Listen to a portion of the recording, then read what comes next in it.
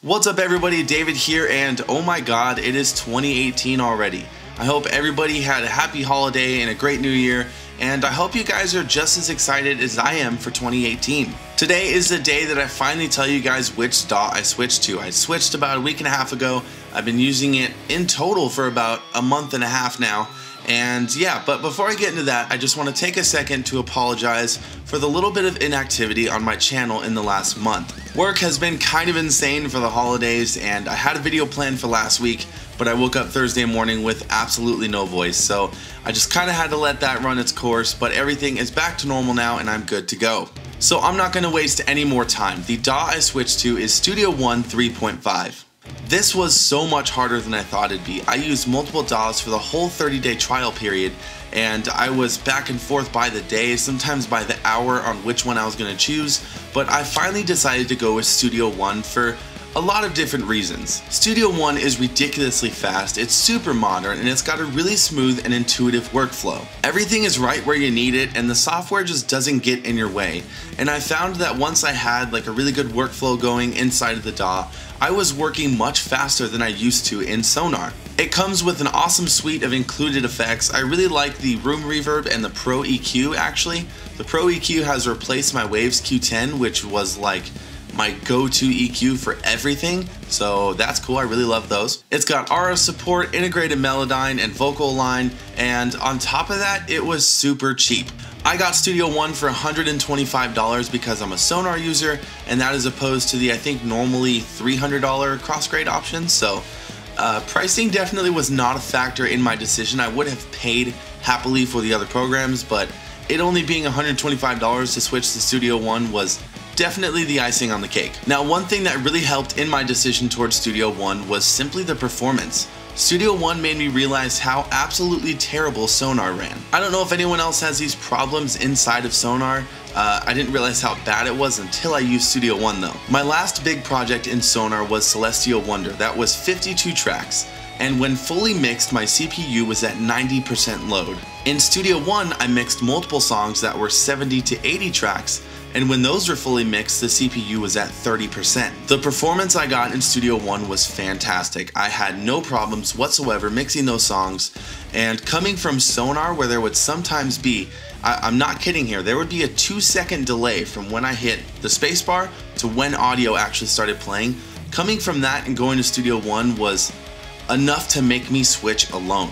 So take everything I said about the plugins and the workflow and the price, and then combine that with the performance. I can't believe I'm saying this, but if I found out tomorrow that Sonar was saved, that someone bought it and it was not going under, I would not switch. That's how stoked I am. That's how happy I am using Studio One right now. Now, I did try other DAWs besides Studio One, and before I get into this, I just want to mention I have no problem with learning something new. Learning curve does not bug me at all.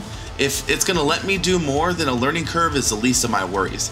There's a lot of guys who won't change software even though it's better for them just because they don't want to learn something new, which is pretty ridiculous to me. Does not bug me at all. I tried about 4 different DAWs in total. The first one I tried was actually Pro Tools, and without going into my opinions on Pro Tools, it's simply not for me. After that, I installed the trial for Cubase and Studio One, and then after that, I installed the trial for Reaper.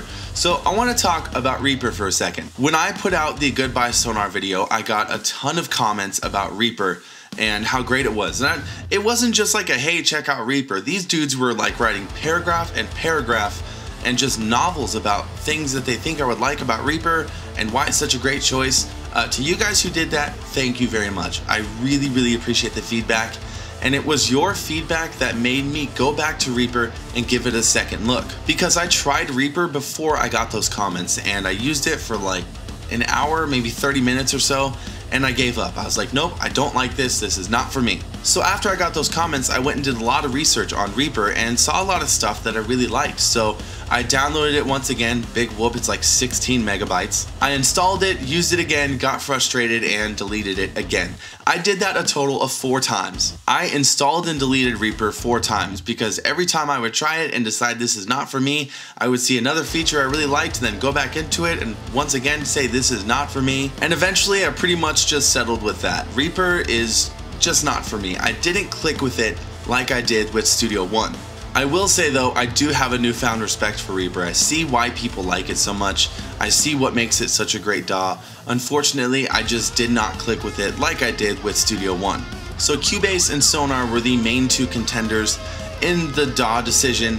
And like I said, I used both those programs for the entire 30-day trial period. I'm actually going to do a dedicated video on why I chose Studio One over Cubase, because I know they are very similar and they are compared quite often, so I think it might be an interesting video just for someone else maybe choosing to hear why I chose one over the other. But once again guys, thank you so much for your suggestions. Even if I didn't pick the DAW that you're rooting for, just know that I looked into what you said, I read it, and I really took it into account when choosing or trying out these DAWs. Now, with my switch to Studio One, you will be seeing Studio One content on the channel, so I am going to be doing the 5 tips and tricks for Studio One, and I'm also working on some videos to help Sonar users transition into Studio One. I'm really excited for these videos because there are a couple videos online already about Studio One that are geared towards the Sonar user, but the problem is that, don't get me wrong, these videos are great. I've watched them, they're very informative, but the problem is that the person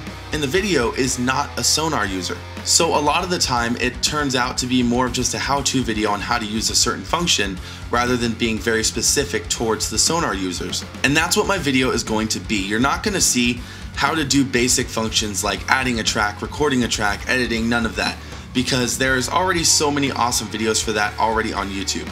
But what you're going to see with me is specific tips and tricks that are going to help you in your move from Sonar to Studio One. These are going to be very specific things like functions that maybe work a little differently in Studio One than they used to in Sonar, or maybe functions from Sonar that are completely missing in Studio One, but maybe I found a workaround for. I'm really excited for this one because this is all real stuff that me as a Sonar user ran into in my switch, so I think that's really going to help you guys making your transition from Sonar into Studio One. And it doesn't end there. I have a lot of video ideas for Studio One. And you know what? That's actually a really good segue into one more point I want to say before I sound this off. And it's one reason why I really like Studio One, but it has nothing to do with anything technical. Studio One just motivates me, either to learn as much as I can or to just simply create music and to just have fun. And that's what I really love about Studio One. Maybe it's just the fact that it's new and fresh. I'm sure that's part of it, but I don't know. I really enjoy Studio One. It's a lot of fun for me, and it just makes me want to create, which is the most important part to me. And that's it for today, guys. I'm super stoked to be a Studio One user, and I cannot wait to show you what's to come. Thank you guys for being so patient while I made my decision. I know there's a lot of people who wanted to know what I was doing. Yes, it took a while, but it's kind of a big choice, and I wanted to make sure I made the right choice because I don't want to do this again in 6 months. And on that note, guys, do not forget to like and subscribe. There's new videos every single week, and you don't want to miss any content. Once again, thank you so much for watching. My name is David, and I'll see you next time.